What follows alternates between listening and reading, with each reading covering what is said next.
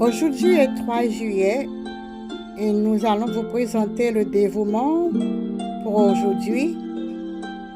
Mais avant, nous devons vous lire la pensée du mois de juillet qui se trouve dans Romains, chapitre 8, verset 1, dans la Bible du Semeur. Lisons ainsi. Maintenant donc, il n'y a plus de condamnation pour ceux qui sont unis à Jésus-Christ. Lisons le dévouement pour cette journée du 3 juillet. Mes enfants se font un passe-temps de se juger les uns les autres et eux-mêmes. Mais je suis le seul juge capable et je vous ai acquitté pour mon propre sang. Votre acquittement a eu lieu au prix de mon sacrifice sans précédent.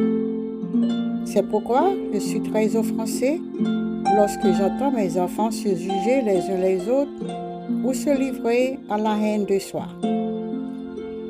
Si vous vivez près de moi et absorbez ma parole, le Saint-Esprit vous guidera et vous corrigera selon vos besoins. Il n'y a aucune condamnation pour ceux qui m'appartiennent. Amen.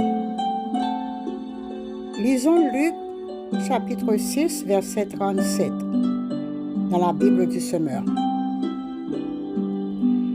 Ne vous posez pas en juge d'autrui, et vous ne serez pas vous-même jugés. Gardez-vous de condamner les autres, et à votre tour, vous ne serez pas condamnés. Pardonnez, et vous serez vous-même pardonnés. Lisons 2 Timothée, chapitre 4, verset 8. Telle une couronne, la justice que Dieu accorde est déjà préparée pour moi. Telle une couronne, la justice que Dieu accorde est déjà préparée pour moi. Le Seigneur, le juste juge, me la remettra au jour du jugement. Et pas seulement à moi, mais à tous ceux qui, avec amour, attendent sa venue. Lisons Titre, chapitre 3, verset 5. S'il l'a fait, ce n'est pas parce que nous avons accompli de grandes choses, des actes conformés à celui qui est juste. Non, il nous a sauvés parce qu'il a eu compassion de nous, en nous faisant passer par le bain purificateur de la nouvelle naissance, c'est-à-dire en nous renouvelant par le Saint-Esprit.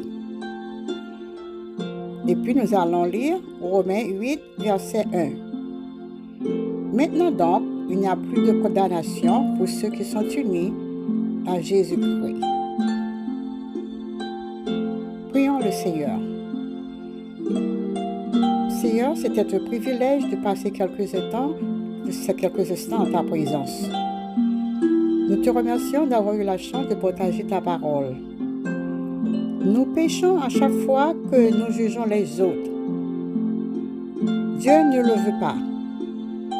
Seul lui a le droit de nous juger. Nous n'avons pas ce pouvoir. Nous ne sommes pas aussi saints et justes comme lui, afin que nous jugeons les autres et même nous condamner nous-mêmes. Nous devons le Seigneur faire son œuvre. Nous-mêmes, nous sommes encore pleins de nos fautes, de nos défauts, d'imperfections.